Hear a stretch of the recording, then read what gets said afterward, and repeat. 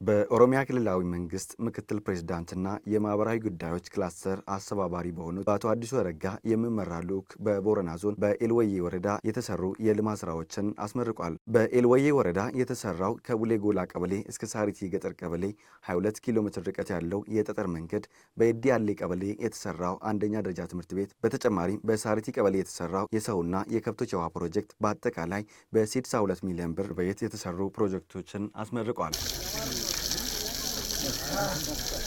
የኤዲ አሌ ቀበሌ ነዋሪዎች ከዚህ በፊት ልጆቻቸውን ለማስተማር ልጆቻቸው ረጅም የእግር መንገድ መሄድ ይጠበቅባቸው ነበር ያሉት ሲሆን አሁን በአቅራቢያቸው ትምህርት ቤት በመከፈቱ የተሰማቸውን ደስታ ገልጸዋል። አርማንዱራ ማኒ አከና ጃራሜ እንቤሁ አርዲሞ ማኒ ደንሳን ጆለን ተምት በራት ኸኑገማቺስ ኸጆለ ኸንገማቺስ ኑ ጃራሜ ጅራ ገላት አመለ አክ ፋኑ ጀኒ ኑ ገርቃራን ዋና ዳዳ ፈከና ዋኑ ራንቅን ቀባ አክ ኑዴ ገራኒ ምኸስ ያጅን ካና ኢጆለት ያነስ በርሲፈና ወርመን በሮምሰ ከኑ ጃሬ ገላት ጉዳ ቀምና ገላቶማ ኡልፋዳ ሳኒንጀን። ከዚህ በፊት በአካባቢው የነበረው የውሃ ችግር ከፍተኛ መሆኑን የገለጹት የኤልወዬ ወረዳ ነዋሪዎች በውሃ ፕሮጀክት ምርቃት የተሰማቸውን ደስታ ገልጸዋል። ዱራኒ ረኮም ቢሳኒ ቱነኒ ጉዶ ኸቱረ አካናኹን ሰዲ አፍርኑ ደራሙ ቀብ ማንጅናን ቢሻን ኩን ሞዳ ኢዶን ሳን ቱኑባን ጫላን ቀዳኒ ነሚ ሞት ፈየዳም ኩንኒ ገሬ ኹዳኒ አካንጀቻ።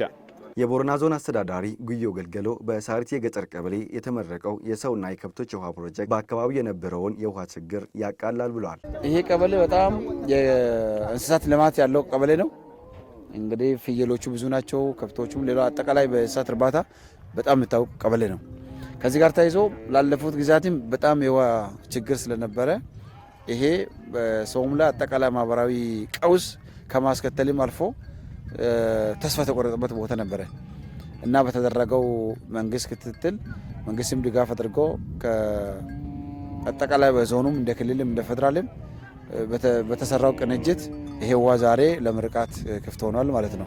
የኦሮሚያ ክልላዊ መንግስት ምክትል ፕሬዝዳንትና የማህበራዊ ጉዳዮች ክላስተር አስተባባሪ አቶ አዲሱ አረጋ መንግስት የአርብቶ አደሩን ህብረተሰብ ህይወት ለመቀየር በትኩረት እየሰራ መሆኑን ገልጸው በአካባቢው ያለውን ችግር ለመፍታትና አካባቢውን ለማልማት የውሃ ልማት ወሳኝ መሆኑን ገልጸዋል። የአርብቶ አደሩን ህይወት መቀየር በጣም ትልቅ ስራ ነው የሚጠይቀው። ዋናው ደግሞ የልማት መነሻው አርብቶ አደሩን አካባቢ ለመለወጥ ዋናው ቁልፍ የልማት መሰረት ውሃ ነው ማለት ነው። ውሃን ማዕከል አድርገን ሰፊ ርብርብ እናደርጋለን። ከብቶቻቸውን እንደምታዩት እዚሁ እያጠጡ አይተናል። ልጆችም ሩቅ ቦታ ሳይሄዱ በየአካባቢው በተከፈቱት ጣቢያዎች ውሃውን ቀድተው ለሰው መጠጥም ማዋል የጀመሩበት ሁኔታ ነው ያለው። ይሄ እጅግ በጣም ተስፋ ሰጪ ነው።